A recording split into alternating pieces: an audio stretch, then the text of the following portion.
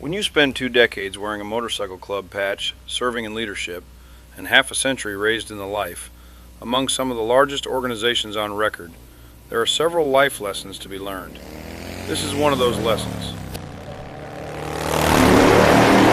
I watched a video last week on YouTube that really got inside my head.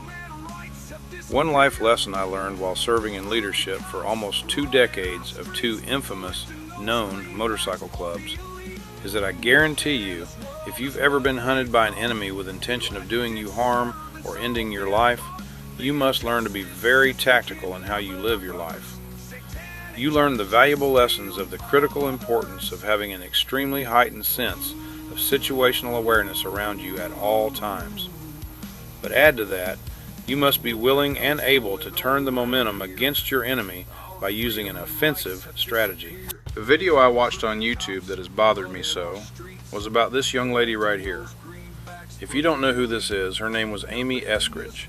And believe me when I tell you that when you watch this very short video clip of her from that YouTube video, it may be difficult to imagine that she was the co-founder and CEO of the Institute for Exotic Sciences, as well as a principal researcher at Holocron Engineering, and that her field of study was interdisciplinary research focused on advanced and alternative propulsion systems, specifically anti-gravity technology, quantum mechanics, superconductors, and nanotechnology.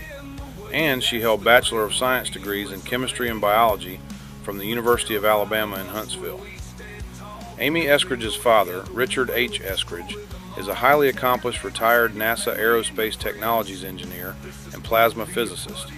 He spent decades working at NASA's Marshall Space Flight Center in Huntsville, Alabama, before retiring in 2016, where he worked on advanced propulsion and fusion research, including plasma thruster development, magnetized target fusion, high-speed plasmoids, and theoretical physics studies. Following his retirement, he served as a technical mentor and business partner to Amy Eskridge. Together, they co-founded the Institute for Exotic Science. He used his formal background in plasma physics and fusion technology to guide her independent public research into gravity modification and theoretical propellantless propulsion systems. I hope I didn't just lose half of you to your eyes glazing over with all this academic rhetoric, because there is a point that ties this directly to my life lesson learned. Hang in there with me if you would and watch this clip. I promise there's a lesson to be learned here.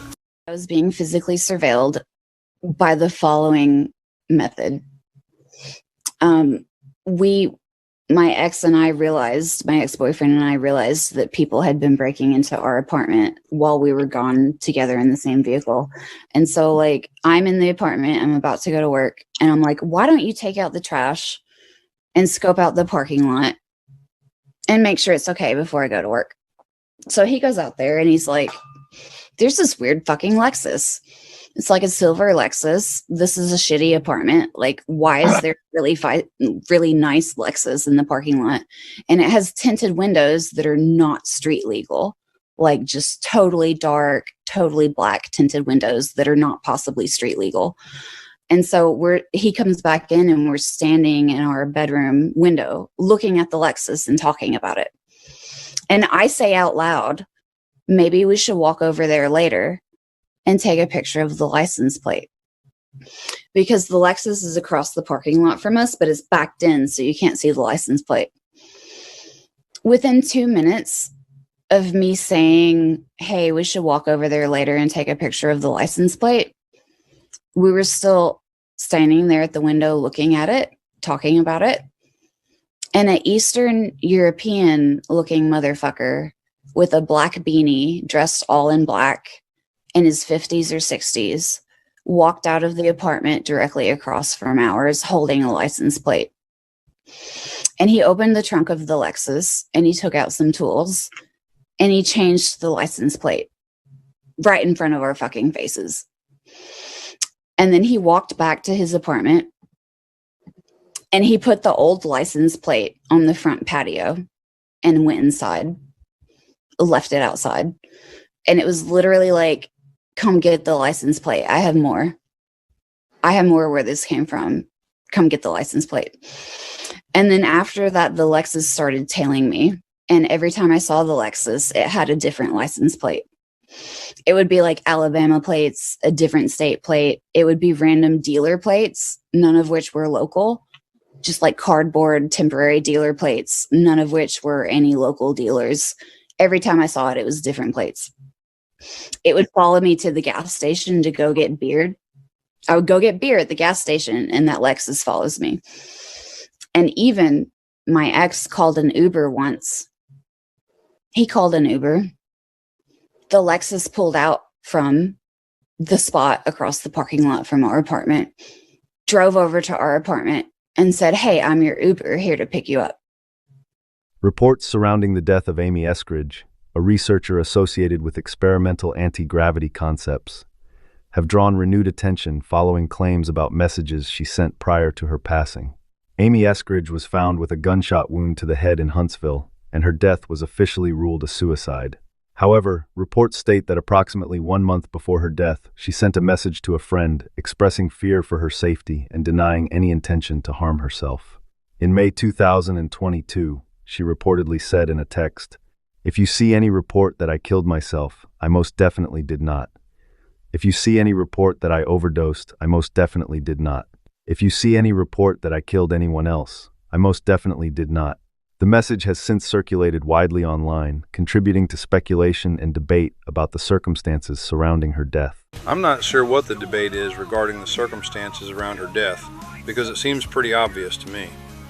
I'm going to do a part 2 to this video where I tie this to the life lessons I've learned, but I'd like to leave you with a question. What would you do in this circumstance? If you were pretty convinced that you were being tailed, somebody was spying on you and listening to your conversations in your own home, which, oh by the way, is probably happening to everyone anyway with all the smart technology listening to everything we say. But in her circumstance, or one similar, if you knew that somebody was specifically targeting you with unknown intentions, what would you do? How would you handle this? I am genuinely curious to see the answers, specifically from both club members and non-club members, because I'd like to know if there's a difference between how we think versus how everyone else thinks. You can view part 2 of the video by visiting my profile or my website, www.tabascothebiker.com. I know how I would handle this, but what the hell do I know? I'm just Tabasco the Biker. Keep it real. What the hell is going on around here? Our freedom and rights have disappeared. Crooked cops running our streets, collecting those greenbacks for the elite. Nothing in this world is what we thought. Elected servants all been bought. The injustice system kidnapping our brothers. Satanic churches stealing from our mothers.